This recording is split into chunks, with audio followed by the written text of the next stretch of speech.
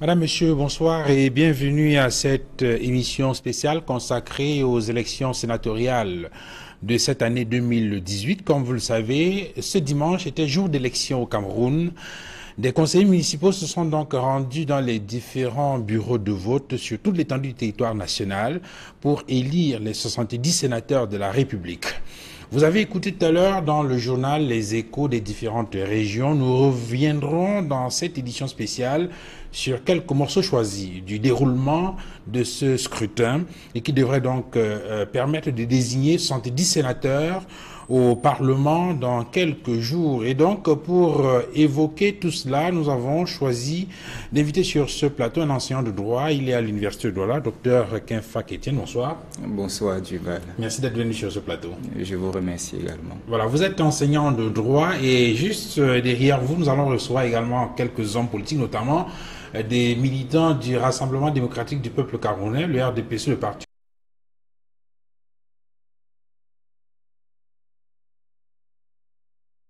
Se sont déroulées ces élections sénatoriales sur l'étendue du territoire national. Je vous propose donc d'écouter d'abord ce premier entretien avec Dr Kinfak. Alors donc, Dr Kinfak, la première chose qu'il faudrait peut-être voir en attendant d'écouter les hommes politiques tout à l'heure, c'est lorsqu'on parle de ces élections sénatoriales, il s'agit de quoi? De façon précise, quels sont les enjeux? On a eu l'impression que les gens ne sont pas beaucoup intéressés à ces élections. On a même eu le sentiment que beaucoup ne savaient pas qu'il se tenait aujourd'hui des élections. Est-ce parce qu'il ne s'agit pas d'élections populaires? À quoi ça sert des élections sénatoriales dans un pays comme le Cameroun? Duval, disons que en 1996, il y a eu une véritable révolution constitutionnelle au Cameroun. Parce que l'architecture, la structure des institutions a été profondément modifiée. Et l'organe législatif, qui était seulement constitué de l'Assemblée nationale, a été changé en un Parlement qui désormais bicaméral. Est bicaméral, c'est-à-dire à deux chambres. L'Assemblée nationale et une nouvelle chambre, qui est le Sénat. Pendant beaucoup d'années, on a attendu avec beaucoup d'impatience la mise en œuvre de cette institution à cause de son rôle qui est de représenter les collectivités territoriales. Et vous savez, nous sommes dans le processus de la décentralisation, et vous comprenez que les collectivités territoriales avaient besoin qu'au niveau national, que les intérêts des régions, que les intérêts des communes soient pris en compte lorsque les lois sont élaborées. Donc ça a été la fonction du Sénat. En avril 2013, on a assisté aux premières élections sénatoriales qui ont permis de constituer cette chambre avec 70 sénateurs nommés et élus, et 30 sénateurs nommés par le président de la République. Aujourd'hui, c'est vrai, vous avez raison, on a l'impression que c'est pas un événement. Je pense que c'est surtout à cause du collège électoral, qui n'est pas le corps électoral, c'est-à-dire ceux qui sont chargés de désigner les membres du Sénat, qui ne sont pas l'ensemble de l'électorat camerounais, c'est-à-dire tous ceux qui ont le droit de participer à une élection en tant qu'électeur, mais un collège restreint, c'est-à-dire des personnes qui se distinguent par une certaine fonction et qui sont chargés dans un scrutin indirect de désigner les membres du Sénat. Donc, on se retrouve avec normalement un certain non-intérêt des populations parce que l'intérêt que l'on a par rapport à quelque chose dépend d'abord de ce que cela nous apporte à nous. L'intérêt dépend de ce que nous pouvons y participer directement, ce qui n'est pas le cas.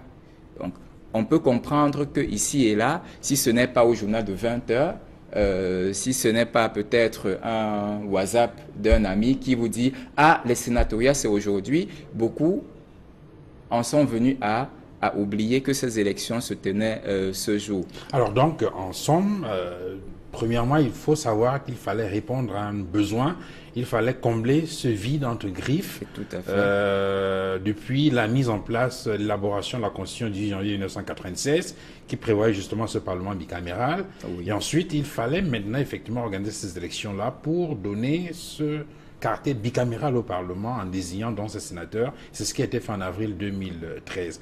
Mais vous savez qu'il y a un immense débat en ce moment, Dr Kenfak, sur l'importance ou l'intérêt de cette seconde chambre-là. On a des pays africains qui ont décidé carrément de s'en débarrasser. Est-ce que tout cela, et au Cameroun, il y a un autre débat sur le bilan même des sénateurs qui sont en train de remettre leur mandat en jeu, entre autres. Est-ce que ce n'est pas tout cela qui fait que finalement, les gens se disent que il n'y a pas beaucoup d'intérêt à se préoccuper de ces élections sénatoriales? Nous ne pouvons pas méconnaître, dans un pays comme le nôtre, le rôle de la seconde chambre du Parlement, le rôle du Sénat, dans le travail législatif, dans l'activité de contrôle du gouvernement, dans l'activité générale de la démocratie telle qu'on veut la construire ou telle qu'on est en train de la construire au Cameroun.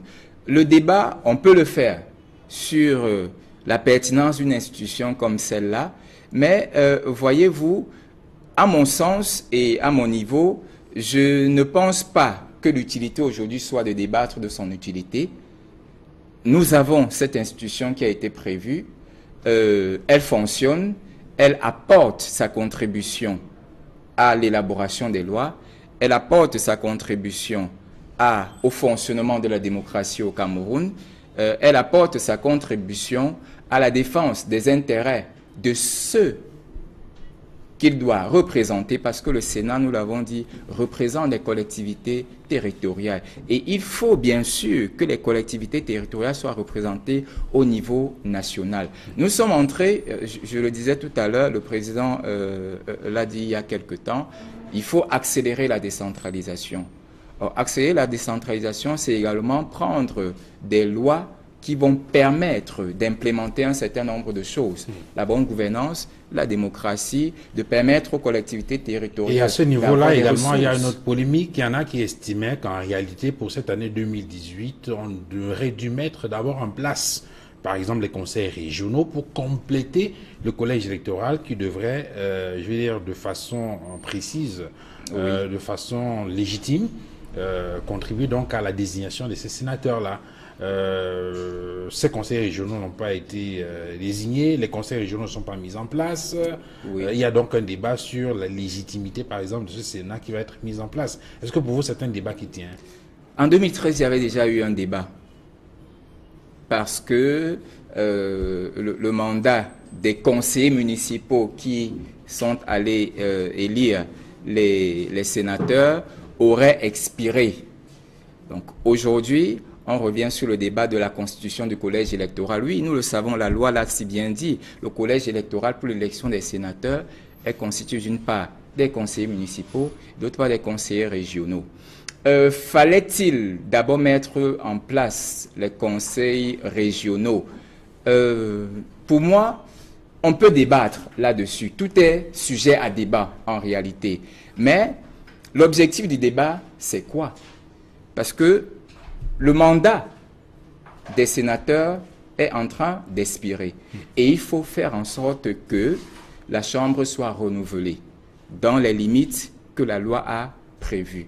Et donc, légitimement, le président trouve que, en attendant la mise en œuvre, telle que la loi l'a prévue, en attendant que les conseils régionaux soient opérationnels, le collège électoral sera constitué uniquement des conseillers municipaux. Bon, même si on ne comprend pas pourquoi jusqu'ici ces conseils régionaux ne sont pas mis en place, certains ont évoqué les textes qu'il fallait préparer et bien d'autres éléments qui ne sont pas prêts et qui donc ne permettent pas effectivement que ces conseils régionaux soient mis en place. Alors on va écouter dans quelques instants un reportage. On va regarder un reportage de Donald Brice Kamgan dans quelques instants sur. Il fait le compte rendu du déroulement de ces élections, notamment dans la ville de Douala, au centre unique du collège Alfred Saker, qui avait 2 bureaux de vote. Mais avant d'y arriver, je voudrais qu'on revienne sur un autre élément, Dr Kinfack. Lorsqu'on regarde les premières tendances qui arrivent, je veux dire, des bureaux de vote, est-ce que un Parlement, ou si vous voulez un Sénat monocolore aujourd'hui, ne viendrait pas un tout petit peu remettre en question l'analyse qui est faite par un certain nombre d'universitaires tendant à expliquer que justement ce Sénat est un point important dans le processus de démocratisation des institutions de notre pays. On a eu en 2013 un Sénat multicolore avec le principal parti politique de l'opposition, oui, le SDF qui était. Il y a également d'autres partis d'opposition qui ont accédé au Sénat suite à la décision du président de la République. Aujourd'hui, le sentiment qu'on a en regardant ce qui arrive du terrain, c'est qu'il y a un risque que le principal parti politique de l'opposition, le SDF, n'ait plus, je veux dire quoi, une masse importante de sénateurs dans cette chambre haute du Parlement. Est-ce que cela ne viendrait pas dénaturer un tout petit peu ce processus de démocratisation des institutions?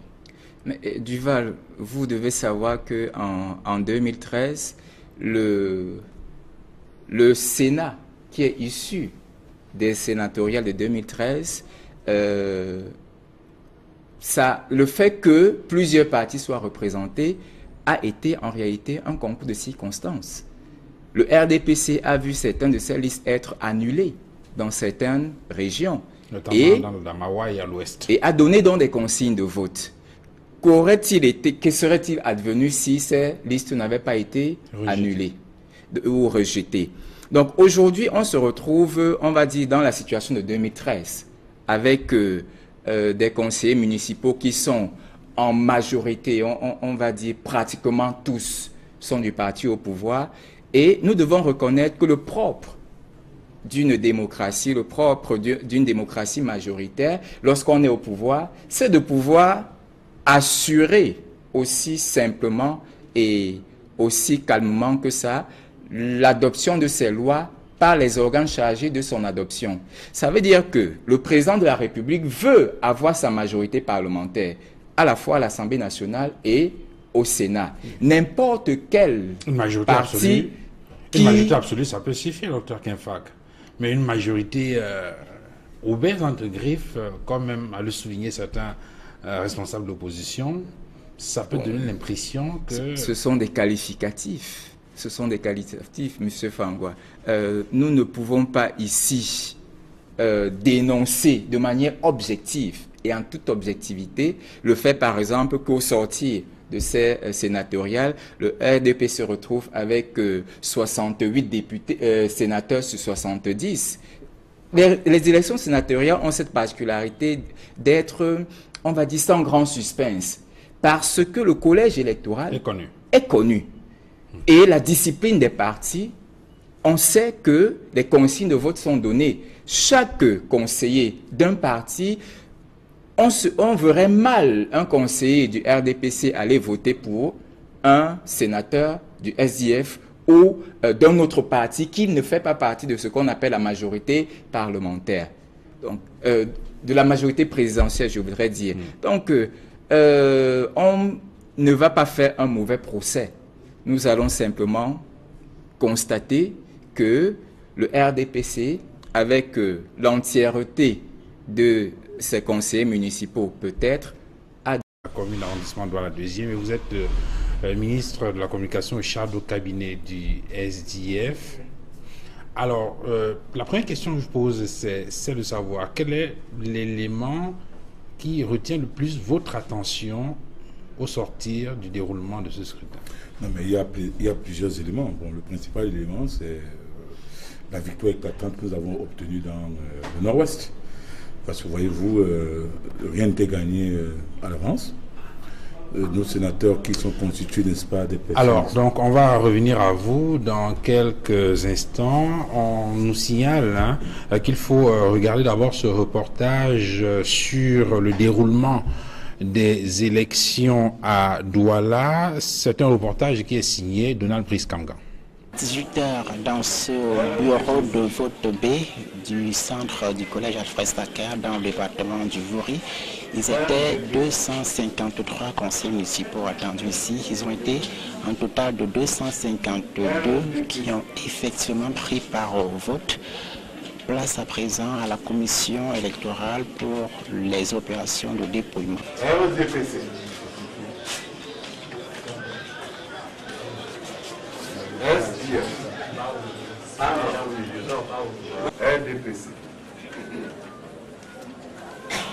Dans ce centre de vote du collège Alfred Sacker, le Rassemblement démocratique du peuple camerounais s'en sort avec un total de 166 voix sur les 252 qui ont été effectivement exprimées ici. Le RDPC qui est suivi par le Social Democratic Front avec 54 voix.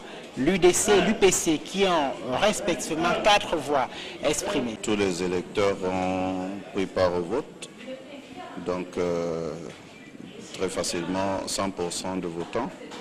Et un bureau de vote où sur 128, nous avons eu 126 votants, en sachant qu'il y a un électeur qui ne s'est pas présenté et un autre qui est sous le coup d'une suspension de son droit de vote du fait d'une détention préventive.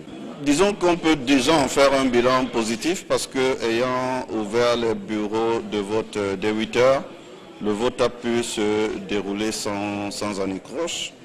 Et à 18 heures, le bureau de vote B a pu procéder lui aussi après le bureau de vote A à son dépouillement. Et rendu à ce moment-ci, les résultats dans ces bureaux de vote-là sont disponibles. La commission est encore en train de remplir les procès-verbaux et les fiches de dépouillement. Et donc nous pouvons dire à ce niveau-ci que le vote s'est bien déroulé. Maintenant, vous le savez, on ne peut définitivement dire que le vote s'est bien déroulé que lorsque le contentieux sera vidé, s'il y en a un.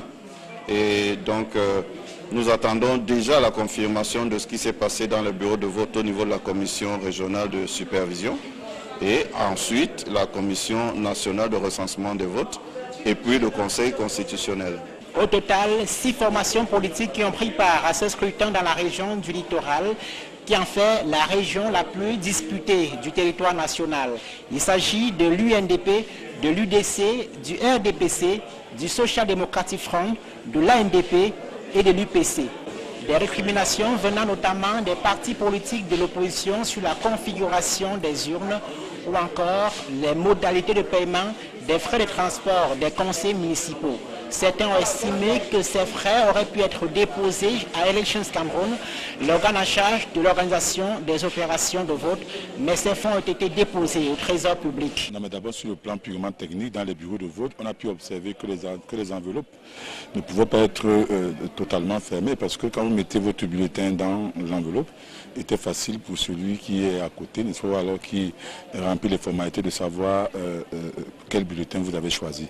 Et les deux, c'est le lieu également de se poser une question simple. Alors que le Cameroun tire le diable par la queue du fait de la récession économique qui s'abat sur l'ensemble du territoire, je ne comprends pas pourquoi on ne peut pas instituer le bulletin de vote unique. C'est moins coûteux et ça fait perdre moins de temps. Voilà, une fois de plus, ça n'a pas été fait et puis bien évidemment, on ne sait pas de quoi le RDPC avait peur. Nous le disons encore, cette chambre budgétivore, cet argent qui est utilisé aujourd'hui pour ce Sénat peut être appliqué dans plusieurs domaines, dans plusieurs secteurs d'activité au Cameroun et boosteront même l'économie camerounaise. Ceci dit, pour l'instant, nous respectons ce qui est là. Mais comme vous le savez, nous avons un projet de société dans lequel ne figure pas le Sénat pour les jours à venir, mais nous avons respecté la loi qui existe et nous avons exercé notre droit. La journée de vote s'achève ainsi au collège Alfred Sacker dans le premier arrondissement de Douala, d'où nous signons François Dikoumet, Donald Brice-Kanga, Equinox Télévision. Jean-Robert Wafo, bonsoir. Bonsoir, M. Duval-Pangoy. Alors, si vous deviez donner une note à l'organisation de ce scrutin, notamment à Douala, au centre unique d'Alfred Sacker, la note sur 10, ce serait combien? Ce serait de toutes les façons moins de 4 sur 10. Moins de 4 sur 10. Moins de 4, donc ça peut aller à 2 sur 10. Je dis moins de 4 sur 10. Je vais vous dire pourquoi. Nous ne comprenons pas pourquoi, jusqu'aujourd'hui, comme je l'ai dit dans le papier que votre collègue a présenté, on ne parvient pas à instituer le bulletin de vote unique. Qu'est-ce qui empêche le régime, alors qu'ils ont la majorité de conseillers municipaux, qu'est-ce qui les met dans un état de fébrilité au point où ils sont incapables d'instituer le bulletin de vote unique qui coûte moins cher et qui prend moins de temps? Qu'est-ce que vous notez là? Le déroulement des élections, le code électoral. Ça, c'est d'abord le code électoral. Et puis il y a le déroulement du scrutin. Et la deuxième chose, c'est quoi? C'est que le bulletin, par exemple, qu'on m'a remis, je ne parvenais pas à fermer ce bulletin. Il était facile pour celui qui était en face de moi ou bien assis là, quelque part, de savoir pour qui j'ai voté. Alors moi, je me dis que ça a été fait exprès. C'était pour faciliter. C'était par exemple, et ça, c'est tout à fait normal que je pense ainsi, connaissant, n'est-ce pas, les méthodes du parti en face, du principal parti en face, c'était pour justement contrôler les bulletins de vote de leurs conseillers municipaux. Parce qu'on ne peut pas imaginer. Moi, j'ai pris mon enveloppe, j'ai pris les bulletins de vote, je mets le bulletin de vote là, à l'intérieur, je ne parviens pas à couvrir ça totalement. Moi, j'ai dit c'est une préparation. Et de deux, on a parlé du transport des conseillers municipaux. Nous étions alignés comme des enfants de la maternelle. C'est quand même, c'est des images insoutenables. Je dis bien insoutenables. Pourtant, on aurait pu tout simplement faire en sorte que dès que vous votez, que effectivement, que tout le processus se passe normalement jusqu'à la fin. En quoi ça pose un problème? Mais ça pose un problème parce qu'après le vote, nous avons fait près de 2 heures, 3 heures de temps. Est-ce que vous trouvez ça normal? Donc, je pense, pour ma part, que ceux qui organisent le scrutin, donc les élections sénatoriales, devraient gagner, donc ont intérêt à respecter les élus. Est-ce que cela signifie que vous irez jusqu'à contester les résultats de ces élections? Non, mais écoutez, nos avocats vont étudier, ils vont chercher à savoir, parce que personne n'a encore le retour qu'il y a eu dans les différents centres de vote. Et c'est en fonction de cela que nos avocats donc étudieront les cas apportés éventuellement au Conseil constitutionnel. Donc on ne peut rien attendre. Et puis bon voilà, le moment venu. Mais vous avez été sur le terrain. Est-ce que vous avez le sentiment que ces irrégularités, selon vous, sont de nature à remettre en question les résultats ou la sincérité de ce scrutin? Je dis et je répète, nos avocats aviseront.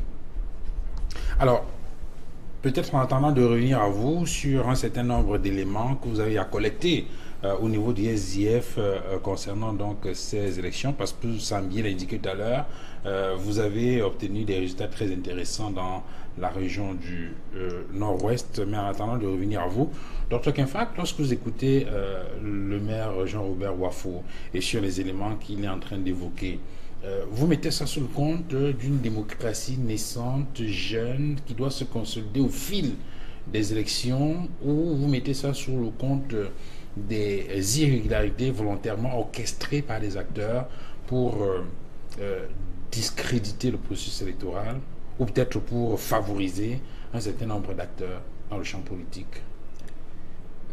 Je crois que le jeu démocratique doit être joué par tous ceux qui décident d'y participer.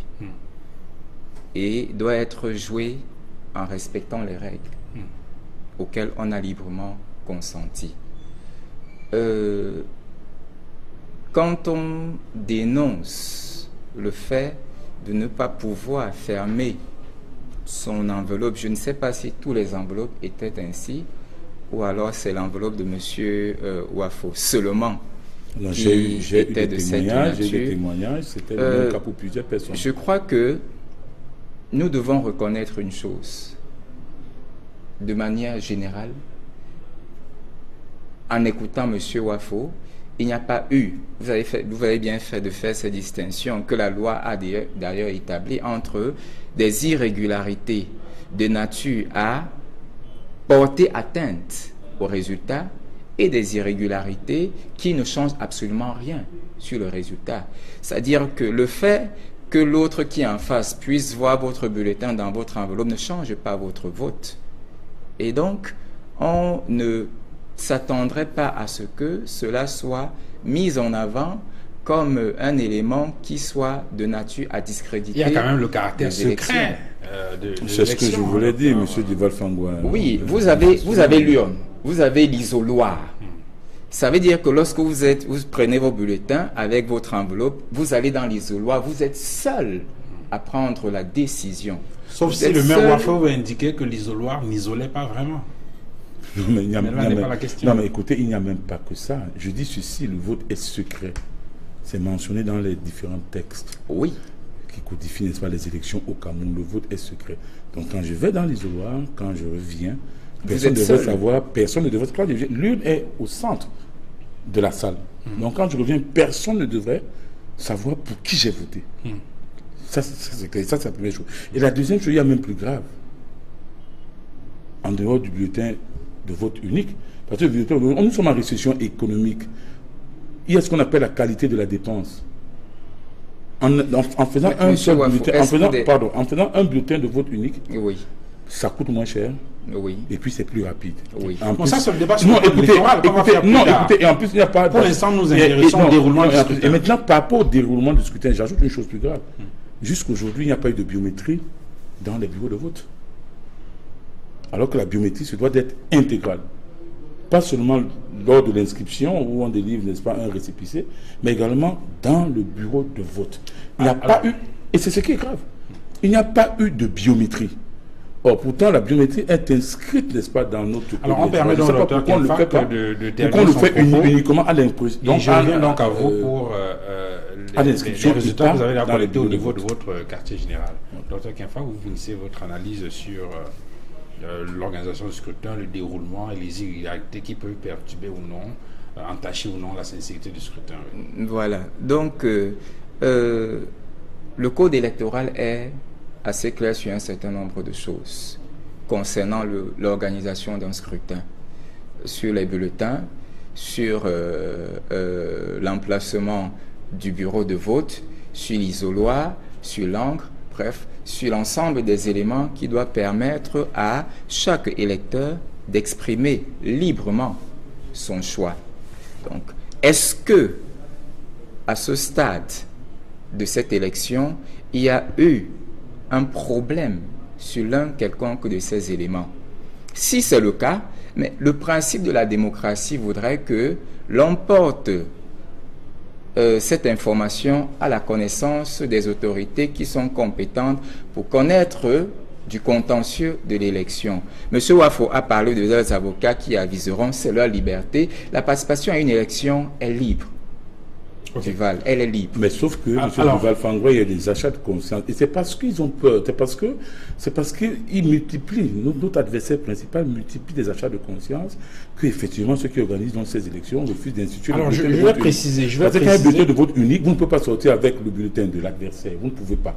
Parce que c'est un seul bulletin, vous cochez.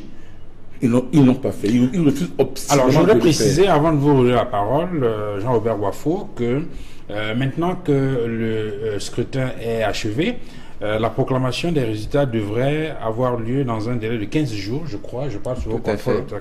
Kenfak, à compter la date de la clôture du scrutin. Ça veut dire qu'en réalité, au plus tard, au lundi 9 avril, on devrait avoir les résultats de ces élections proclamées par le Conseil constitutionnel. C'est l'article 241, je crois, du Code électoral. Et la nomination des 30 sénateurs devrait intervenir au plus tard, je crois, 10 jours après la proclamation des résultats. Et donc, en réalité, d'ici au jeudi 19 avril, le président de la République devrait nommer les 30 sénateurs selon l'article 215.3 de ce code électoral. Bien évidemment, en attendant la session de plein droit qui devrait intervenir au 3e mardi, je crois, suivant donc la date de proclamation des résultats. Alors, Jean-Robert Wafo, vous sortez de votre QG. Quelles sont les nouvelles? D'abord, n'est-ce pas, la première grosse nouvelle, c'est que le SDF a gagné dans le Nord-Ouest. Contrairement à toutes les prévisions, que certaines personnes qui n'ont de la politique que ce qu'on leur apprend de temps à autre dans les salons ont passé le temps à raconter sur les chaînes de télévision ou alors sur les plateaux de télévision et de radio. Nous avons gagné. Vous savez que vous pouvez être... Je dis, nous étions contre... Écoutez, qu'on va à une élection, je vous ai dit ceci, nous avons interpellé la conscience... Est-ce que vous savez que vous pouvez être contredit? Nous, par quoi? Par qui? Puisque, enfin, vous n'êtes pas habilité à donner les résultats de façon aussi péremptoire. Je vous dis, nous avons gagné dans le Nord-Ouest. C'est simple. Dernièrement, donc, à la faveur des législatives de 2013, j'étais venu ici sur ce plateau, vous dire que nous avons gagné dans le Nord-Ouest. Vous avez même donné le nombre de sièges. Et ça a été confirmé au niveau de la Cour suprême, qui agissait en lieu et place du Conseil constitutionnel. Ça ne se cache pas, celle-là, c'est connu. Alors, dans le Nord-Ouest, nous avons gagné. C'est le lieu pour moi ici, n'est-ce pas, de saluer l'esprit de combattant, n'est-ce pas, de nos sénateurs qui sont allés partout sur le terrain parce que les cas n'étaient pas très grands de façon arithmétique. Ils sont allés, ils ont convaincu, n'est-ce pas, les sénateurs adverses de ce que ils n'avaient pas intérêt à suivre aveuglément la discipline du parti. C'est d'autant plus que les sénateurs sortant dans le Nord-Ouest n'ont rien fait du tout. Ils sont allés vers eux, ils ont fait le porte-à-porte, ils leur ont parlé et fort heureusement, il y a certains d'entre eux dignes qui ont dit en fait ce qu'ils nous disent est réel. C'est comme ça, bien évidemment, qu'il y a certains d'entre eux qui ont voté pour le SDF, pour la liste du SDF.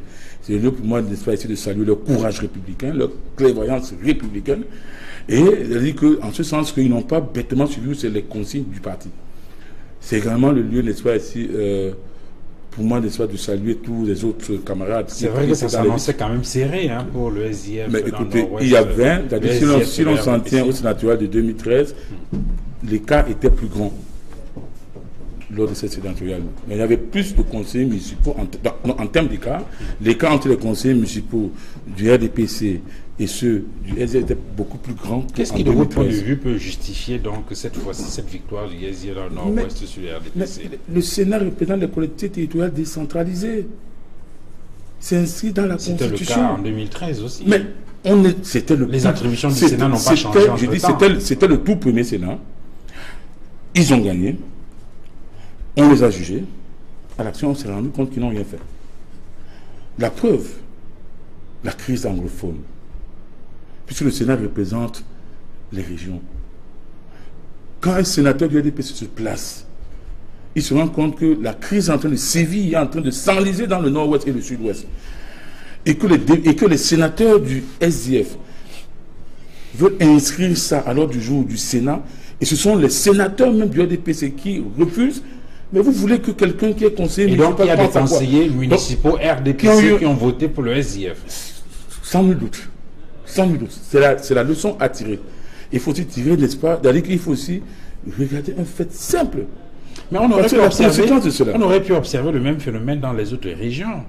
Mais on n'a pas le sentiment, en parcourant les chiffres qu'on a... Nous attendons les résultats du Sud-Ouest parce que la crise a pris de l'ampleur dans les deux régions anglophones. Et j'espère, j'ose croire que les conseillers municipaux du RDPC, du Sud-Ouest, ont également suivi leurs collègues du Nord-Ouest. Parce que vous ne pouvez pas dire, vous dites que vous êtes sénateur, on vous reconduit, alors vous êtes reconduit. Alors un parti qui a refusé qu'il y ait un dialogue politique national sur une crise aussi grave au niveau du Sénat, et vous avez des sénateurs qui ne disent rien, plus encore, qui encouragent qu'il n'y ait pas de tout débat, qu'ils reviennent devant vous, les conseillers municipaux, n'est-ce pas, du Nord-Ouest, dans leur majorité, on dit nous allons sanctionner ceux qui ont refusé qu'on débatte de nos problèmes là-bas. C'est de ça qu'il est question. Alors, je reviens à vous dans quelques instants pour avoir peut-être les nouvelles sur les autres localités en dehors du Nord-Ouest où vous dites avoir remporté les élections. Le temps d'introduire Charles Lisan. Bonsoir. Bonsoir Duval. Merci d'être venu sur ce plateau. C'est moi qui vous remercie. C'est le RDPC qui vous dit merci de m'avoir invité. Alors, quelles sont les nouvelles chez vous? Chez nous d'abord, au niveau de la deuxième, dont je suis natif, tous les 28 conseillers RDPC ont pris part à leur devoir républicain. Maintenant, au niveau départemental, les chiffres qui sont parvenus, c'est que nous avons fait l'orage-marée au niveau du département. Et maintenant, au niveau régional, dans tous les départements du littoral, le RDPC a tout raflé. Donc, étant quelqu'un de Douala, quelqu'un du littoral, je suis content. Ça veut dire que Le camarade de Laurent a fait son travail, le camarade de Kidi Kami a fait son travail, et le fait qu'on ait remis le parti entre les mains des patrons politiques du terroir, qui sont les présidents des sections RDPC, voilà comment le parti est parti gagnant. Pourtant, à l'entame de ces élections, je veux dire, de ce processus, ce n'était pas la sérénité avec les listes qui se bousculaient, notamment dans la région du littoral, pour ces sénatoriales-là. Non, tout à fait. Vous savez, les élections sont le moment de l'expression politique populaire et démocratique.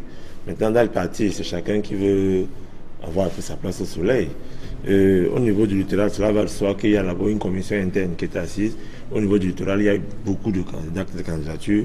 Et celui qui est en charge de gérer le processus, le camarade Laurent Esso, a fait son travail avec à l'appui des différents patrons départementaux du RDPC, Camille Kendi dans le Vouri, le ministre le jeune Bélamela au niveau du Mungo et des autres.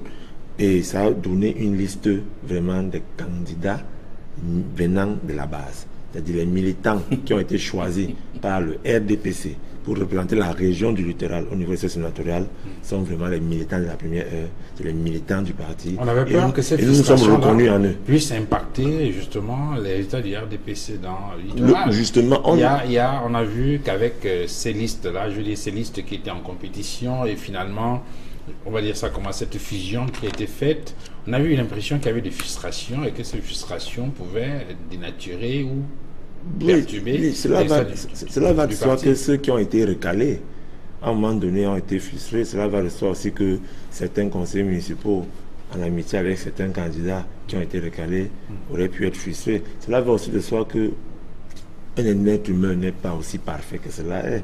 Donc il y a des sénateurs qui ont été reconduits, ils avaient un bilan qu'ils ont déposé, et le parti a estimé que le bilan était positif, qu'ils soient reconduits. Et la preuve, le raz de marée est passé, tous les 7 vont passer, tous nos sénateurs RDPC du littoral vont passer. Voilà donc la réponse que les militants ont donnée à cette élection. Alors, est-ce que vous avez d'autres nouvelles, je veux dire, de façon globale sur le déroulement du scrutin? Est-ce qu'il y a des observations à faire? On a entendu tout à l'heure le maire Wafo indiquer qu'il y a des choses qu'on aurait pu corriger sur le déroulement de ce scrutin-là. C'est votre avis? Non, non. Vous savez, un processus démocratique, comme son nom l'indique, c'est un processus. C'est une épreuve quotidienne qui demande à tous les acteurs prenant part à ce jeu de s'asseoir et de faire évoluer la chose. Je ne pense pas qu'on ait pu gagner une élection dans une région où on se délecte les babines comme ça là devant à Mondo Vision et trouver que quelque part c'était pas bon. Et dans le même jeu, ailleurs on a gagné, on se félicite. Il faut qu'on sache d'où on va. Donc si M. Wafo estime qu'ils ont été très forts et qu'ils ont remporté le Nord-Ouest, et comme ils seront encore très forts, ils vont remporter peut-être le Sud-Ouest, alors qu'il accepte aussi que le principal parti d'en face, qui n'a pas voulu citer, et je me reconnais en ce parti, qu'on a aussi pris ailleurs, et que ça avait les mêmes règles qu'ils ont pris là-bas, que nous aussi on a pris ici. Et maintenant, au-delà de ça, continuons à avancer. Il n'y avait pas le Conseil constitutionnel en 2013. Aujourd'hui, il est là. Essayons d'évoluer. Peut-être qu'il y aura aux prochaines élections un bulletin unique, comme il dit. C'est à la faveur de la démocratie, c'est à la faveur du bien-être politique de ce pays. Alors, Jean-Robert Wafo, il y a 5 ans, le SDF avait au moins 14 sénateurs du fait du rejet des listes, notamment dans la Mawa et à l'Ouest. Aujourd'hui, en attendant les résultats définitifs, le SDF, dites-vous, remporte dans le Nord-Ouest. De toute évidence, ça risque d'être la seule région où le SDF va remporter les 7 sénateurs. Est-ce que vous craignez pour la représentation du SDF au prochain Sénat? Je veux dire en termes quantitatifs. Non, mais avant de répondre à cette question, bon, je comprends que M. Zan n'est pas conseiller municipal pour maîtriser les réalités du conseil. Parce que, voyez-vous, quand je vous ai dit, je vous ai parlé du bulletin unique, il sera difficile, sauf s'il y a un changement de régime, que ceux-là qui sont au pouvoir, mais qui sont illégitimes, qui sont pour la plupart impopulaires, puissent accepter qu'il y ait un bulletin de vote unique. Quand vous refusez le bulletin de vote unique, c'est parce que vous allez faire des achats de conscience. La corruption active, tout le monde le sait. Parce que voyez-vous, quand il dit, moi je le dis en tant que conseiller municipal, en tant qu'élu local, il est de notoriété publique, même de votre côté du RDPC. que les sénateurs sortants n'ont rien foutu, notamment ceux du littoral. Mais parlez pour vous, monsieur. Je vous en prie. Parlez du SDF. Vous avez parlé, je ne vous ai pas coupé. Je dis leur bilan est négatif, pour ne pas dire nul. C'est-à-dire, si vous êtes un peu gentil, je vais dire nul. Mais si vous êtes pourtant, ces conseils municipaux ont renouvelé le mandat. Mais écoutez, parce qu'en dehors, je crois, d'un ou de deux sénateurs qui sont sortis de la liste de 2013, c'est pratiquement les mêmes sénateurs qui ont été reconduits. Il est clair que si on avait organiser les municipales avant les sénatoriales, la donne ne serait plus la même. Les municipales arrivent. Depuis, je vous en prie, parce que les conseillers municipaux votent, n'est-ce pas, votent les sénateurs. C'est eux qui votent les sénateurs. C'est eux qui constituent le collège électoral. Et encore que par rapport à ce collège électoral, M. Divan Fangwa, il y a quelque chose que j'ai rarement entendu les gens dire sur ce plateau. Quand j'entends des gens dire que, bon, le collège, même comme il n'y a pas encore de conseillers régionaux, que c'est légal. C'est faux. C'est faux. On dit pour la mise en place du Sénat. On parle de la mise en place. Le collège électoral est composé uniquement de conseillers municipaux en l'absence des conseillers régionaux. On parle de la mise en place. Ça veut dire que ça n'existe pas encore. Mais le Sénat existe depuis 2013. Donc on est dans l'effectivité du Sénat. Alors, le fait qu'il n'y ait pas de conseillers régionaux déjà posait problème. Vous avez quand même accepté d'aller aux élections avec ces éléments. Nous avons décidé, c'est-à-dire que nos textes sont clairs, l'article 3 alinéa 2 qui nous allons participer à toutes les élections. Nous allons accéder au pouvoir par voie d'élection. Mais ça, c'est... Bon, c'est vrai que lors du dernier congrès, nous avons des congressistes qui ont voulu mettre qui ont mis la pression, et n'est-ce pas, sur ce qu'il fallait revoir cet article 3 alinéa 2, mais bon, tel que les choses avancent, nous espérons tout simplement que nous n'allons pas activer la prise du pouvoir par un autre mécanisme. Parce que pour le moment, c'est encore l'article 3 alinéa 2, c'est par voie d'élection. Alors, la question que je posais, oui. Est-ce qu'on n'a pas peur que la représentation du SDF au Sénat se réduise à un pot de chagrin? Non, mais écoutez, non. On n'a pas besoin d'avoir 30, 40 sénateurs. Nous savons très bien que le jeu est vicié à l'avance. Écoutez, vous n'en avez pas besoin. Parce que nous savons que le jeu est vicié à l'avance. Je vous en prie. Je n'ai pas vu ça. Ils savent très bien, le RDPC sait très bien que si c'est démocratique, que si les textes sont respectés et que si les textes épousent, n'est-ce pas, les normes en la matière, c'est-à-dire qu'on parle d'élections, ils savent qu'ils seront boutés dehors. Parce que quand je vous dis, M. Divan Fangwa, il faut comprendre une chose. Ils ont été obligés de procéder aux achats de conscience, et ça je le dis, je pèse mes mots, à la corruption, je dis bien à la corruption active. La preuve c'est quoi? C'est que regardez comment ils se sont déplacés, c'était dans des bus. Regardez ce qu'ils ont fait avant, vous auriez dû investiguer. Et regardez le nombre de conseillers municipaux de leur formation politique quand la liste est sortie. Ils ont poussé des cris d'orfraie, ils ont dit qu'est-ce qui se passe encore alors qu'ils n'ont rien fait. Ils regardent tout simplement pourquoi, M. Divan Fangwa. Les gens doivent comprendre. Quand je dis ces sénateurs non sortants n'ont rien fait, 5 ont été reconduits. Ils ont fait des tournées sénatoriales. Dans toutes les communes où ils passaient, notamment dans la commune d'Antoine de la deuxième où je suis élu, où je suis d'ailleurs maire, on leur a posé les problèmes des communes. Allez faire des enquêtes. Mais ils ont je dis, ils n'ont rien résolu. Et ils savaient très bien qu'il devait y avoir un vote de sanction. Ils ont procédé à de la corruption, à des intimidations diverses et tout. Nous le savons très bien. Bon, de toutes les façons, vous avez dit, nous n'avons pour le moment que 6 ou 7 sénateurs. 6. Ok. J'ai dit 6 ou 7. Alors, dans le Nord-Ouest, ces 6 ou ces 7-là, je les connais très bien. C'est des hommes de qualité et d'exception. Ça, c'est votre point de vue. Je dis, laissez-moi finir de parler. Je dis, c'est des hommes de qualité et d'exception. Je sais ce qu'ils vont faire au Sénat. C'est des gens dynamiques. C'est des gens qui savent ce qui les interpelle là-bas. Et ce qui est clair, monsieur Zan, oui, grand frère. ils feront comme les précédents sénateurs du SDF. Qu'est-ce qu'ils ont fait? Ils vont monter au créneau à chaque fois. Ils vont interpeller les membres du gouvernement par voie de question. S'il vous plaît, permettez à Charles Lisant. Je vais vous dire ce que le SDF a fait. Et avant de dire ce que le SDF a fait, je ne peux pas vous laisser dire certaines choses qui vraiment me méritent le poil du dos. En fait, quand les conseillers municipaux RDPC vont ensemble voter, Ce n'est pas une histoire d'achat de conscience. Ce n'est pas une histoire de menace. Vous avez tantôt dit tout à l'heure que je ne suis pas conseiller municipal, mais je suis le président du bureau d'association Ojivoury 2. Et j'ai assisté du début à la fin des associations privées. Justement, je vous le dis donc mais justement dans le privé, vous n'allez pas me dire comment est-ce que vous organisez mon mariage avec ma femme. Non, mais puisque j'ai vu les conseillers municipaux. Laissez-moi parler, s'il vous plaît. Vous n'allez pas me dire comment il va organiser mon mariage avec ma femme. Dans le RDPC, c'est la famille. Dans le RDPC, c'est la fraternité, c'est la solidarité. On estime que Denise Fampo et Bessala doivent s'arrêter à main pour aller voter ensemble. Maintenant, dans le secret de l'isoloir, chacun est libre. C'est vous qui dites que... Laissez-moi... Donc, c'est vous qui confirmez. Hein? Je suis en train de vous dire, je vous dis, le RDPC, nous sommes allés ensemble. Tous les conseils municipaux RDPC véhiculés ont déposé leur véhicule auprès du lieu du QG de départ. On a pris le même véhicule pour aller voter. Maintenant, entreprendre le même véhicule pour aller voter. Ce sont des consignes, des instructions ou des décisions prises de façon consensuelle.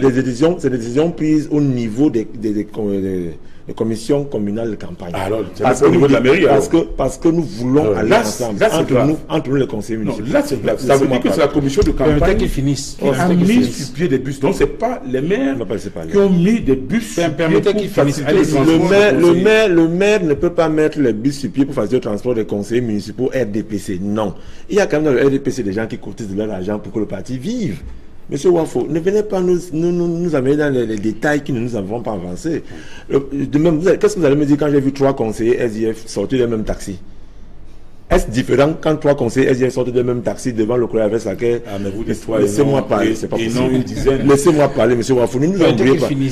Quand 3 conseillers SDF sortent d'un taxi devant le collège avec laquelle et 20 conseillers RDPC qui sortent d'un bus, où est la différence? Ils sortent de quelque part ensemble. Alors, c'est les détails. Non, c'est les détails. Dans le RDPC, on n'a pas besoin d'achat de conscience. Les gars sont allés remplir leur devoir et ils ont reconduit les camarades que vous n'avez pas qualité de juger. Maintenant, à ce qui concerne, il n'y a pas de problème. À ce qui concerne donc maintenant votre question. La question c'était sur je reviens à la question que je posais tout à l'heure au Dr Kinfack. Est-ce que le RDPC n'a pas intérêt aujourd'hui à avoir un Sénat multicolore, je veux dire avec plusieurs formations politiques? Pour l'instant, lorsqu'on observe les résultats qu'on a en notre possession, on a le sentiment que ça va être RDPC à 95%. J'aurais aimé, M. Fangwa, j'aurais aimé que mon grand frère Wafo soit modeste et humble et qu'ils reconnaissent qu'ils ont quand même eu un groupe parlementaire au Sénat parce que le RDPC a voulu qu'ils existent. Mais ça veut dire que vous ne comprenez du tout de la politique. Parce que c'est pas là le problème. Ce n'est pas là le politique.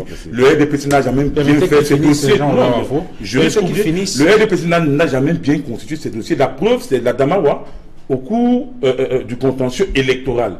Il a fallu que l'UNDP, dans une alliance, j'espère qu'on a même temps de parole, que l'UNDP retire sa requête ou alors que Jean-Robert Wafo, c'est vrai que le RDPC a été disqualifié. Mais c'est la liste du SDF qui est passée dans la Damawa. Voilà. Ce que j'aime à grand frère, tout à l'heure, nous dirons, grand frère. Les conseillers RDPC, vous voulez dire? Mais bien sûr. Avant d'être conseillers RDPC, ils sont d'abord des conseillers municipaux. Tout à fait. Mais ce que j'aime à mon grand frère Wafo, c'est qu'il aime dire les choses quand ça l'arrange. Il a parlé des consignes de vote. Quand le RDPC demande ses conseillers municipaux de voter, le RDPC parle de consigne, d'achat de conscience. Mais quand le RDPC a demandé à ses propres conseillers de voter SDF, c'était normal. C'était un jeu de choix. C'est pas possible. Vous n'avez pas de choix. On n'a pas quel choix. Il y a aussi les bulletins nuls. Sur la coloration du Sénat, ça n'existe pas. S'il vous plaît, laissez-moi avance sur la coloration du Sénat. Pas ce temps à me couper, pourquoi? Sur la coloration du parti. Vous savez, ils ont refait le même jeu en disant qu'il y a une dame là qui a l'acte de naissance, qui a fait quoi, pour qu'on annule la liste. Non, nous sommes allés en compétition. Le SDF aura peut-être ses 7 sénateurs. Ils vont faire avec. Le RDPC aura ses sénateurs. Ils vont diriger le Sénat. Maintenant, dans l'exercice démocratique qui arrive, le président de la République a besoin de 2 chambres qui vont l'accompagner dans ce qu'il veut faire comme dans son travail. Il s'agit maintenant pour le SDF, qui, je vais dire blablater beaucoup là, qui s'arrange donc pour co-municipal. Que le RDPC ne prenne pas l'Assemblée des mairies de 360 communes, c'est tout. Pour qu'il y ait maintenant un équilibre au niveau des collectivités territoriales décentralisées. Mais maintenant, au vu où c'est parti, nous on n'a pas, il n'y a aucune gêne à ce que le RDPC ait les 800 sénateurs. Nous on s'en arrange pour qu'on mette en place notre politique. Et c'est les Camerounais, le peuple souverain qui l'a décidé ainsi. À travers eux, les conseils municipaux. Monsieur Wafo, la crise anglophone doit quand même sauver. Parce que je vais vous dire que si les conseils municipaux dans la région du Nord-Ouest ont voté pour votre liste, le conseil RDPC, ça n'a rien à voir avec votre programme. Vous n'en avez même pas. Ça a à voir avec le fait qu'ils ont parlé leur patois là-bas entre eux. Et là, ça vous arrange. Alors, mais là, c'était très grave. Donc, non, je le dis. Je vous l'interdis.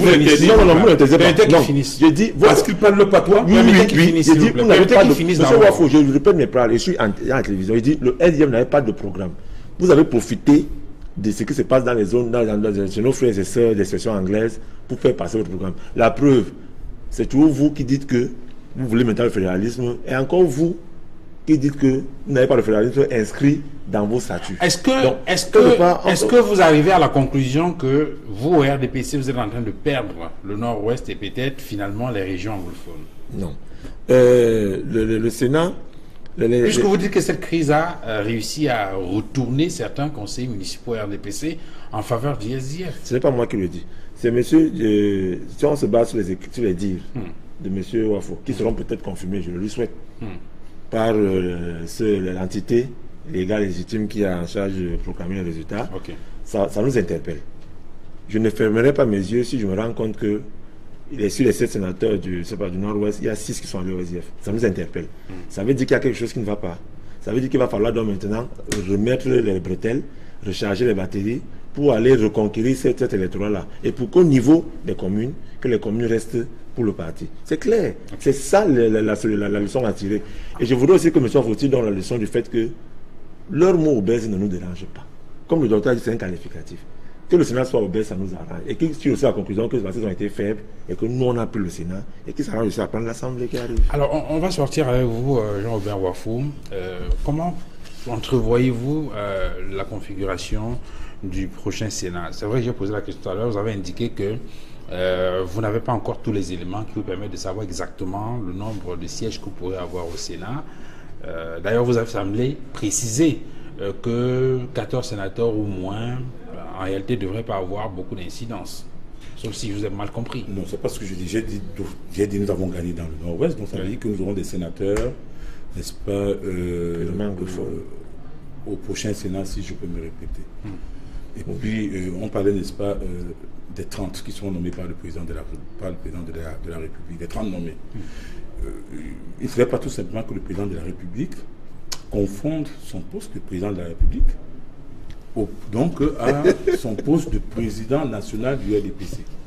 Parce que ces 30-là qui sont nommés, ça répond, en fait, ça devait répondre à un équilibre. Et il doit agir en tant que président de la République. Faites-lui confiance. Et non en tant que, je vous en prie, et non en tant que président national du RDPC. Qui signifie quoi? Un parti politique qui a des sénateurs élus devrait également avoir des sénateurs nommés. Pas nommés par le président national du RDPC, mais nommés par le président de la République. Sauf s'il estime qu'il privilégie plus sa position de président national du RDPC que de président de la République. C'est-à-dire quand on dit les 30 nommés, ça veut dire qu'il se met au-dessus, il se met au-dessus des partis politiques et il nomme des gens. Le SDF, avez-vous été satisfait des 30 de 2013? Pardon? Avez-vous été satisfait des 30 nommés par le président en 2013? Pas du tout. Pourquoi? Pas du tout. Parce qu'il y a un parti politique qui avait donc des sénateurs élus et qui n'a pas pu avoir des sénateurs nommés. Nous n'avons pas, le SDF n'a pas eu un sénateur nommé. Est-ce que le SDF est prêt à accepter une décision du président de la République qui nomme des sénateurs SDF dans le prochain Sénat, par exemple? Il ne me partait pas à moi, n'est-ce pas, de répondre à cette question. Nous avons, n'est-ce pas, la direction du parti, le comité exécutif national, qui va certainement examiner les contours des 30 sénateurs nommés et qui avisera donc en temps opportun. Mais moi, ce que je vais dire, c'est quoi? C'est que déjà, comme nous avons 7 sénateurs, 6 ou 7, on ne sait pas combien, il y en aura en définitive, tout au moins, c'est au moins 6, tout au moins 7-6. Nos sénateurs, ils savent ce qui les attend. Ce qui les attend, c'est quoi? C'est que d'abord, en attendant que le fédéralisme soit mis sur pied, il faudrait que les tests existants sur la décentralisation soient appliqués, notamment les décrets qui sont d'application immédiate. Quand je dis que les sénateurs sortants, quand on a reconnu 5 sur 7, je vous ai dit, s'il y avait un bulletin de vote unique, la liste du littoral aurait été sanctionnée. La question, non, laissez-moi. la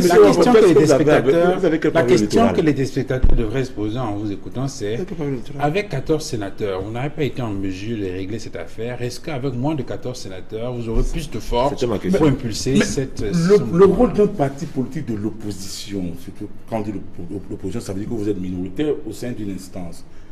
C'est de critiquer, c'est de proposer. Donc vous croyez que parce que nous sommes minoritaires au sein d'une instance, comme au sein d'un parlement, que nous allons nous taire, croiser les bras? Non.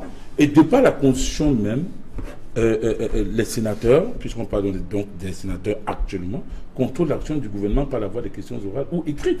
C'est de ça qu'il est question maintenant. Parce que, voyez-vous, M. Duval-Fangwa, telle que la crise anglophone va là, dans la crise dans les deux régions, du nord-ouest et du sud-ouest, si on y prend garde, ça va envahir d'autres régions. Vous savez pourquoi? Et je pèse mes mots.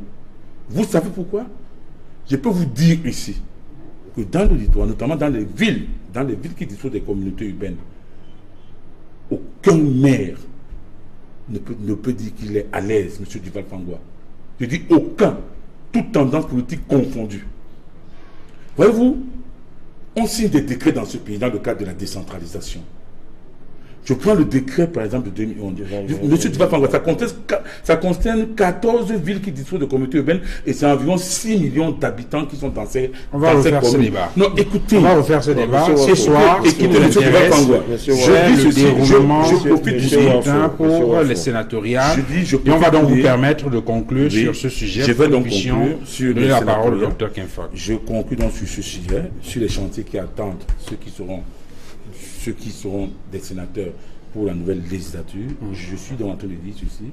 Il faudrait qu'ils aillent là-bas, qu'ils aient un éveil républicain. J'en appelle aussi à vos sénateurs. Malheureusement, il y a 5 sur 7 qui ont été reconduits, qui avaient, n'est-ce pas, cette possibilité de porter la voix des collectivités territoriales au niveau de l'État. Ils ne l'ont pas fait. Ils l'ont fait. De demander tout simplement, heureusement qu'il y a un nouveau ministre de la décentralisation, de demander que les 2 décrets principaux soient d'abord appliqués. Le décret de 2011 est anti-transactionnel communaux. La commune de Douala 2e a perdu 16 milliards 100 millions depuis 2011, donc depuis 7 ans. On a retenu au détriment, donc on a retenu au profit des communautés urbaines. Le décret du Premier ministre de 2015 sur les marchés, remettez les marchés aux communes.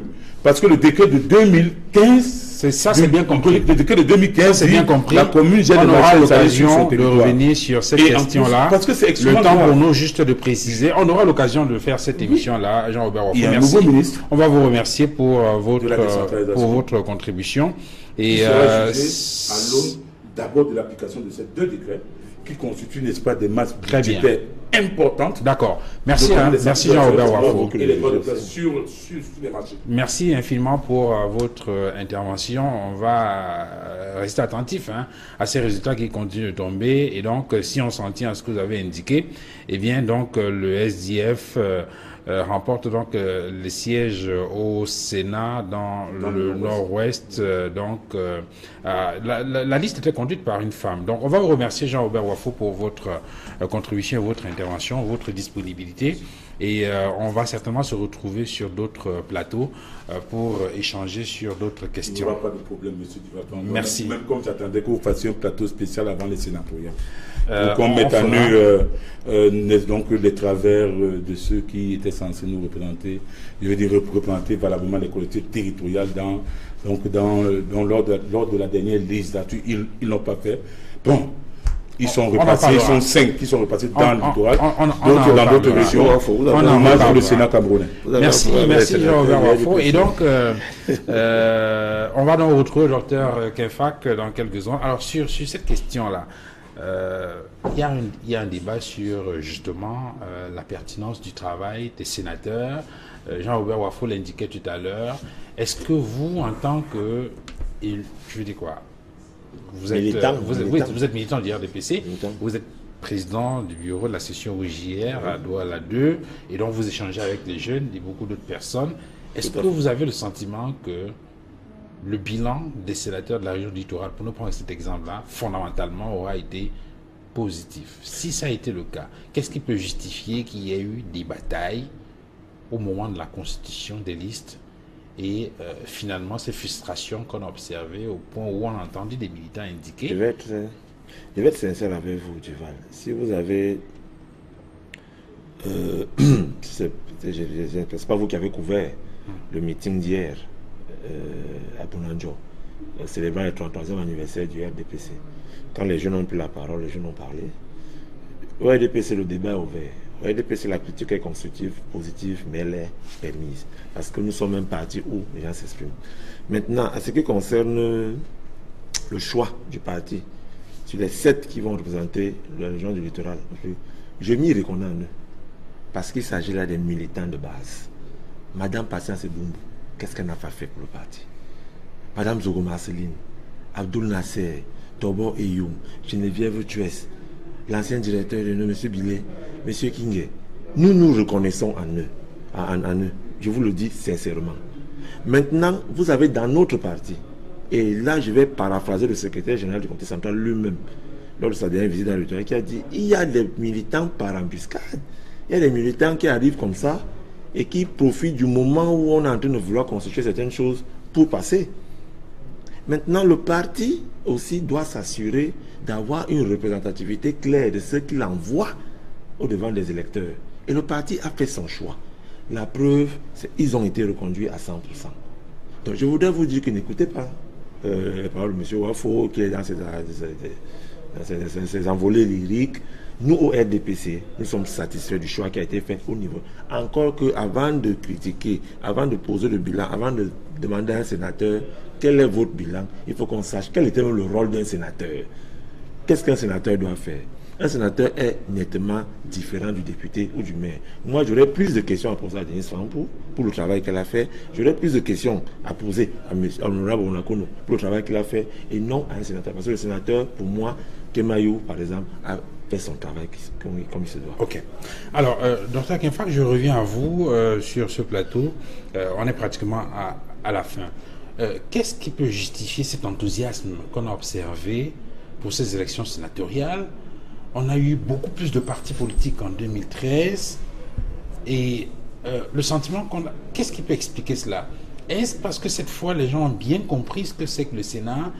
Pourtant, lorsqu'on écoute les acteurs politiques, notamment de l'opposition, on a le sentiment que le code électoral est, je veux dire quoi, est contesté. Donc ça veut dire qu'en réalité, on devrait s'attendre à ce qu'il y ait de moins en moins de personnes qui s'intéressent aux élections. Qu'est-ce qui peut justifier que malgré ce code électoral contesté, qu'il y ait de plus en plus des partis politiques qui aspirent, je veux dire, qui vont aux élections et qui aspirent à occuper des fonctions dans les différents maillons institutionnels? Je dirais que il est normal qu'un parti qui aspire à gouverner se rassure que au niveau de toutes les institutions nationales, il est représenté. Mais d'autre part, le fait qu'en 2013, il y ait eu peu de partis, c'est surtout la conséquence de l'annulation des listes de certains partis. Parce qu'on se retrouve pratiquement avec les mêmes participants à un parti près entre 2013 et 2018. Donc, il est normal qu'un parti décide de participer à une élection. Je vous l'ai dit tout à l'heure, la participation à une élection, elle est libre. Mais lorsqu'on aspire à un moment à exercer le pouvoir, surtout dans cette année où on attend beaucoup d'élections et surtout une élection présidentielle, imaginez un parti qui n'a pas été au sénatorial, qui se retrouve peut-être avec un chef de l'État. Ce parti est handicapé, ce président est handicapé parce qu'au niveau de l'une des chambres du Parlement, il ne peut pas faire triompher sa politique. Sur cette question-là, on a remarqué effectivement que le président de la République a désigné 30 sénateurs la fois dernière. De votre point de vue, quels devraient être les critères qui devraient guider le chef de l'État cette fois-ci dans le choix de ces sénateurs-là? Est-ce qu'il devrait penser à rajeunir davantage? Est-ce qu'il devrait chercher beaucoup plus des intelligences? Qu'est-ce qui devrait, de votre point de vue, guider le chef d'État? Je pose la question parce qu'on a entendu un sénateur observer qu'au cours de la dernière législature, l'essentiel des membres du bureau du Sénat étaient des sénateurs nommés par le chef de l'État. Oui. Est-ce que cela ne pose pas le problème de la qualité du casting qui est fait à la base lorsqu'on constitue les listes pour ces élections sénatoriales? Vous savez, c'est la loi qui a prévu que pour les sénateurs, il y a 70 qui sont élus et 30 qui sont nommés. C'est la loi qui l'a prévu. Donc le fait que le président nomme des sénateurs ne peut pas être perçu comme une tentative de vouloir peut-être récupérer une élection perdue. D'autre part, lorsqu'on fait le bilan des Mais cela sénateurs, peut permettre au président de la République peut-être de réajuster en fonction d'un certain nombre de calculs politiques, non? mais écoutez, le président de la République est un homme politique. Il est élu parce qu'il a présenté une politique à l'électorat, au peuple, et le peuple dit oui, nous acceptons que tu mettes cette politique en place.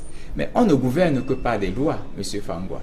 Ça veut dire que le président ne peut mettre en œuvre sa politique que si le Parlement vote les lois qu'il désire voir être votées. Et pour ça, il faut qu'il ait le contrôle. Pas dans le sens péjoratif, mais il faut qu'au niveau de la majorité parlementaire, qu'il ait les coudées franches. Qu'il ait les coudées franches. Et donc, c'est ce qui s'est passé en 2013. Quand vous voyez les sénateurs qui ont été nommés, c'était soit des sénateurs qui sont sympathisants du RDPC, soit qui font partie, on va dire, de la majorité présidentielle, c'est-à-dire des partis qui, ouvertement, soutiennent la politique du RDPC. Donc, en réalité, on devra avoir, je vais dire, pratiquement les mêmes critères dans le choix des 30 Pour revenir sur ces critères, parce que au-delà de tout, le président, le pouvoir que le président a de nommer 30 sénateurs est un pouvoir discrétionnaire, mais il n'est pas arbitraire. Il est encadré par la loi. Notamment, ils doivent avoir au moins 40 ans. Donc, même si on rajeunit n'importe comment, on ne descendra pas en dessous de 40 ans parce que ce serait violer la loi. Ils doivent être 3 pour chaque région, parce que chaque région est représentée au Sénat par 10 sénateurs. Donc, le président ne peut pas nommer 5 sénateurs dans une région et 1 dans une autre. Chaque région doit avoir ces 10 sénateurs. Donc, ça fait partie de la seconde condition. De même, comme la loi l'a prévu, les sénateurs qui sont nommés doivent savoir lire et écrire le français ou l'anglais. Une fois que le président a respecté ces critères, il nomme qui il veut.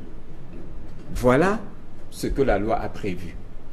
Alors, Charles Elie, on va se séparer dans quelques instants. Peut-être un autre élément. En dehors de ces éléments que vous avez sur la région du littoral, est-ce que vous avez des éléments en rapport avec le déroulement de ce scrutin pour les élections sénatoriales qui sont déroulées ce dimanche? Oui, d'après les rapports qui nous arrivent, c'est que nous avons pratiquement tout pris partout. Cela... Vous savez, quand une élection passe, le lendemain, nous nous mettons en campagne. Le lendemain, nous nous mettons au travail en faisant ce qu'on appelle l'autocritique. Parce que nous, on ne passe pas le temps à critiquer les autres partis. On s'autocritique d'abord nous-mêmes et on voit qu'est-ce qui n'a pas marché pour améliorer le score lors des prochaines séances. Je voudrais tout simplement dire ici que, par ma voix, nous remercions la hiérarchie du parti d'avoir choisi les militants du terrain pour qu'ils soient nos représentants au Sénat, parce que je vous dis, les 7 sénateurs du littoral, les titulaires, sont des militants du terrain. Ça, je vous le dis, c'est les militants du terrain. Et la campagne a été remise entre les mains des présidents des sections. Nous souhaitons que cela continue ainsi au niveau des législatives et des municipales, qu'on choisisse les acteurs de terrain. Maintenant, en gros, avec le dernier réaménagement du gouvernement, le ministère de la décentralisation et du développement local qui arrive, le Conseil constitutionnel mis en place, le nouveau Sénat mis en place, il va de soi qu'avec la parole présidentielle du 31 décembre qui disait que la décentralisation sera effective cette année, il est donc clair qu'on soit optimiste et qu'on croit à l'avenir. Et je demanderais donc à mon frère Wafo de ne pas toujours croire que tout n'est que noir, et que les choses avancent dans le bon sens. Alors, Dr Kenfa, pour sortir définitivement de l'émission, il va y avoir peut-être un problème au niveau de la répartition des sièges. Comment ça se fait, cette répartition des sièges-là?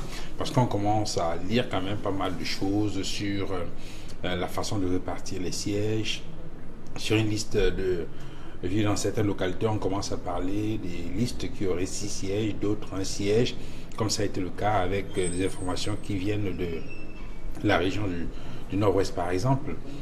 Quels sont les critères qui gouvernent la répartition des sièges dans une élection, aux élections sénatoriales? Oui. Le code électoral a prévu que les sénatoriales sont encadrées par un scrutin mixte qui jumelle le scrutin, le système majoritaire et la représentation proportionnelle.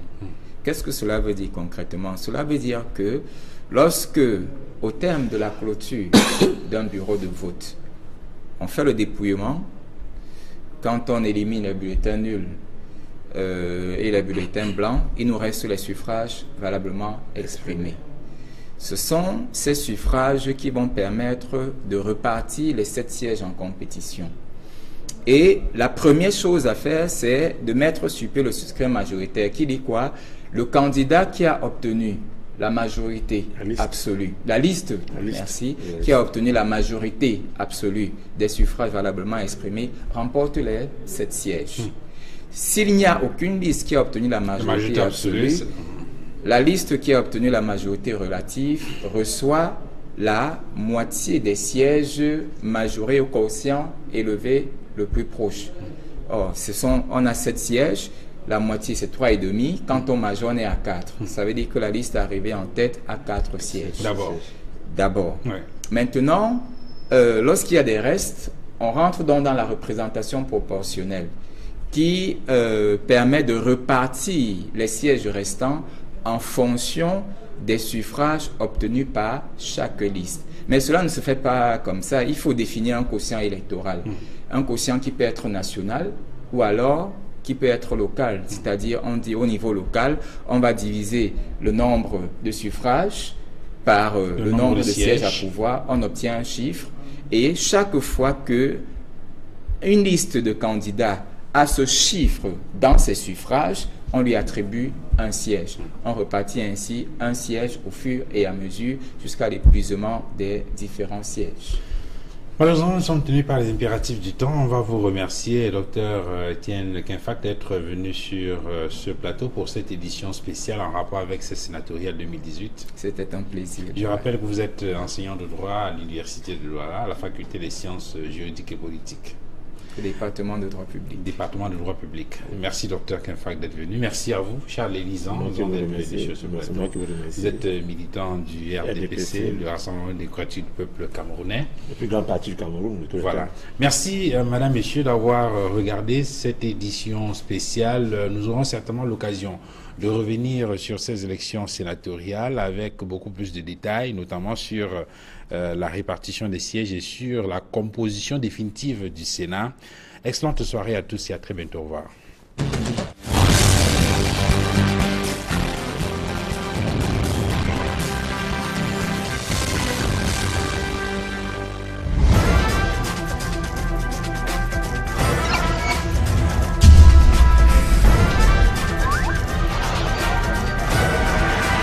Equinox Télévision, au-delà de l'image, nous rendons compte.